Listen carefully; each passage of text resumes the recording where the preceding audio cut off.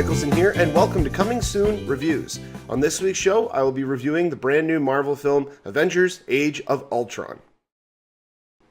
This movie had me from the opening frame. I mean, what Joss Whedon was able to accomplish with this film was absolutely incredible and daunting, considering what he had to go through to get this movie to the point where it is. It's not a James Wan level of difficulty, but it's very close to it, considering what story beats and all this kind of stuff that he had to hit. So with this review, I'm going to give you my general overall impression for the next few minutes, and then I'm going to go into some spoilery details about the film, because I want to get your guys' insight back in terms of some of these things that I have theories about, or what some of the things that might have been my negatives might have been your positives, or if you felt the same, and just elaborate more on that. So put a comment in the comment section after the review, or even during, if you guys have had similar issues with the movie, or if you liked it as much as I did, or anything of that sort. So general impression, was very much a worthy successor to the Avengers. It's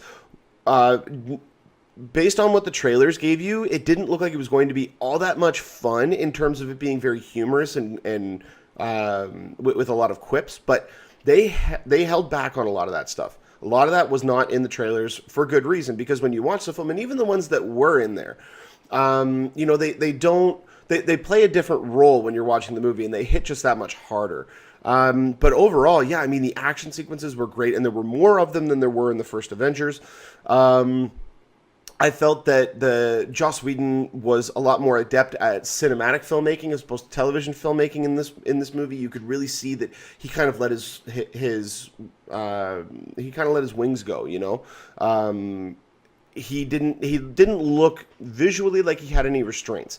Especially considering that Hulkbuster Fight sequence. That was just absolutely incredible. By the way, I went and saw it twice last night. That's how good of a movie this was. I saw it back to back. The 7:15 and the 10:30 screenings, both in IMAX. It's absolutely incredible. If you did happen to go to IMAX, you actually ended up getting one of these posters, which is a really cool poster, because I don't know if you can see it here, but it is actually a fully laminated, glossed, and embossed poster. Everything on here is actually raised out from the poster. It's actually a really, really well designed poster.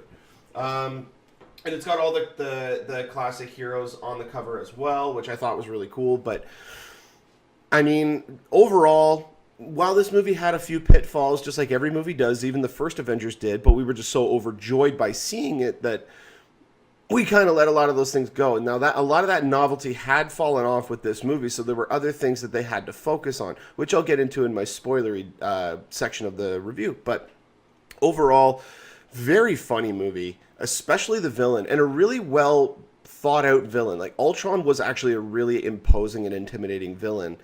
I just wish they had further explored his reasonings, because it was very, very basic, and they just kind of mentioned it, and then they just kind of, nah, you know, and it just kind of went off on a tangent a little bit. And so that was one of my only really negative things about the movie, without going into spoilery detail. But I mean, every sequence felt natural. It didn't feel like it did in Transformers 4, where they're like, well, now let's go to China. And in this movie, no, it was, you know, I mean, they go to Seoul for a specific reason. They go to Korea for a specific reason. You know, they go to Africa for a specific reason. And it flows within the script, and it flows within the story, so it felt very natural.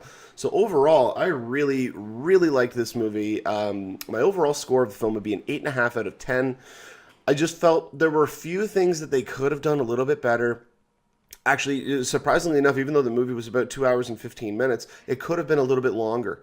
There were certain parts where they could have added a little bit more to just flesh it out that much more. But that's my general impression of the movie. I really, really liked it.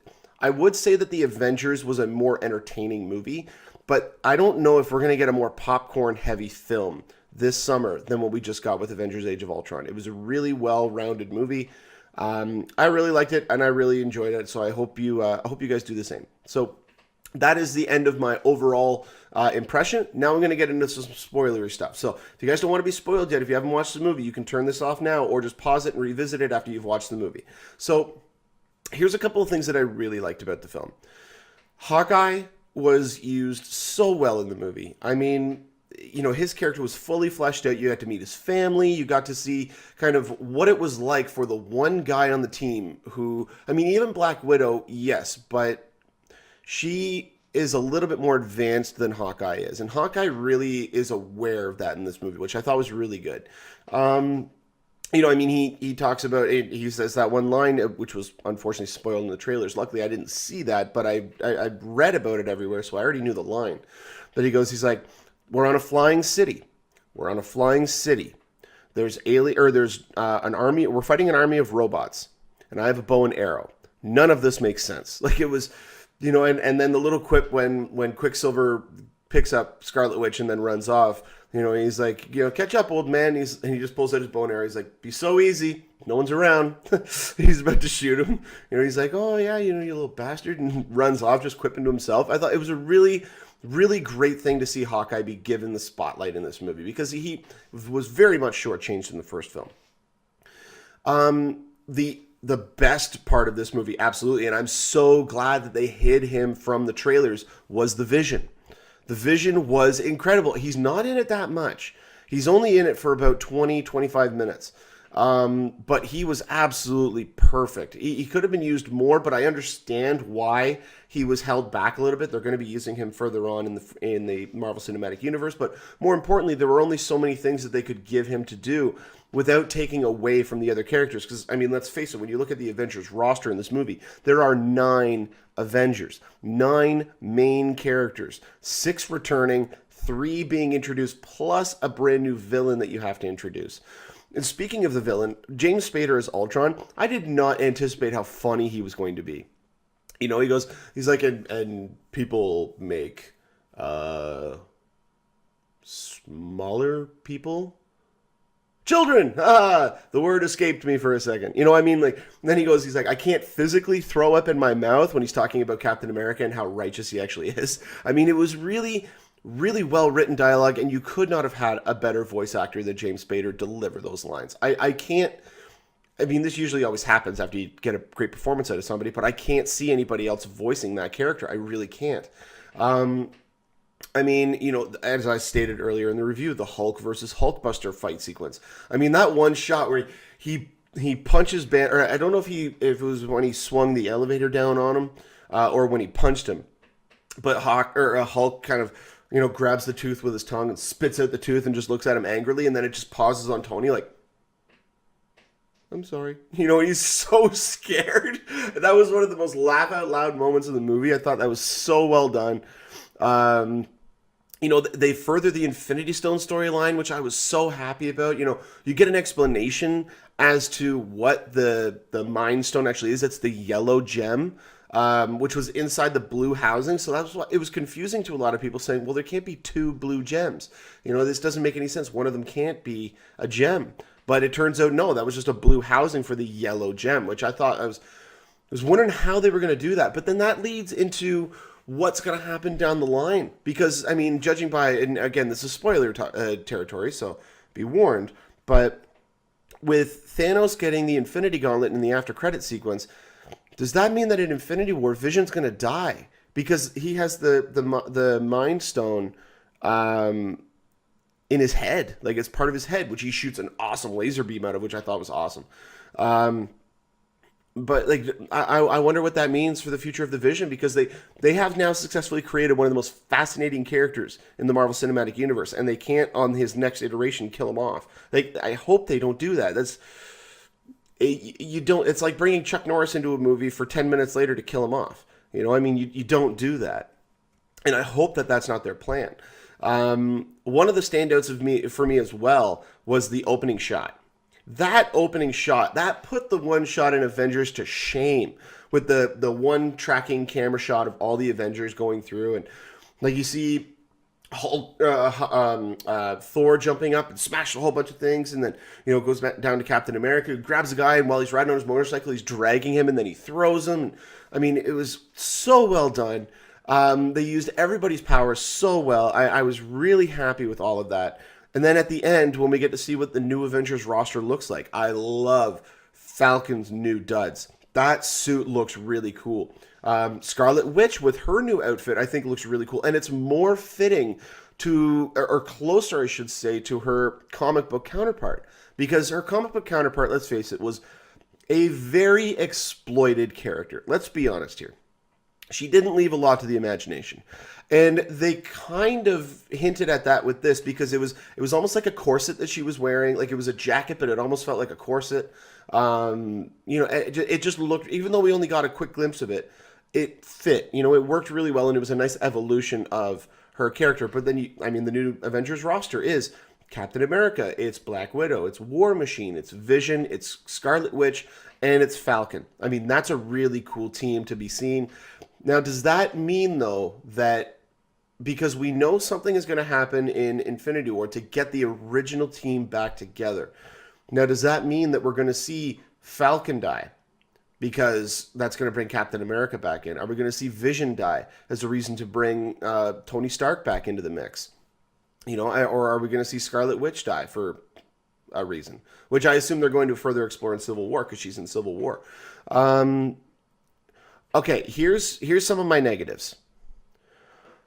All of a sudden, Ultron was very easily defeated. Like, you had that one shot in the trailer where he goes, "Is that all you can do?" And then he brings out his whole army, and then you figure, oh, okay, this is going to be the big test. And no, it was just them like smashing through a bunch of robots for all of 2 minutes, and then Vision, Thor, and Iron Man all got together and just shot beams at him, and then basically cooked him, and that completely fried him. And then you got the one little shot at the end where he was trapped in his one mind. I liked that Vision had contained him in those bodies. He would not allow him to access the net anymore, which I thought was a really cool thing. But then it was just like, oh, okay, bang, bang, bang, bang, bang, bang, bang. Okay, now Ultron's dead.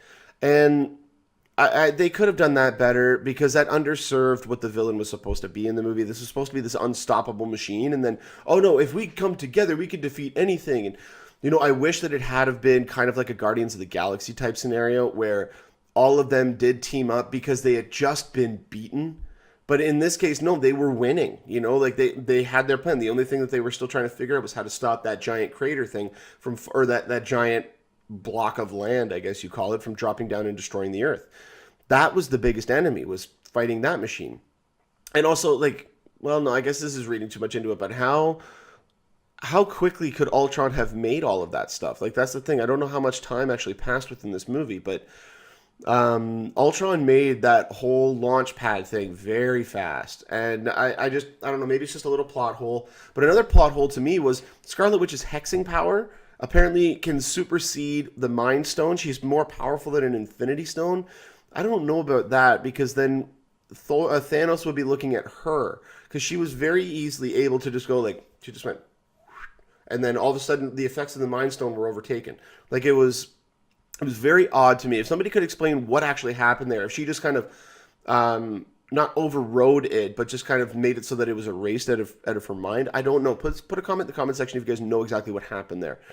Also, Baron von Strucker was a wasted villain. There was no reason for him to be the villain at the beginning. They could have used him further in the TV show. They could have had him be the villain in Agents of S.H.I.E.L.D. or even the spin-off show.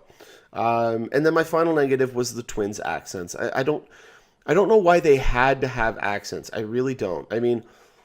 I know that in the comics they had accents, but even just looking at what they did with X-Men Days of Future Past and how Quicksilver was in that movie, he had no accent.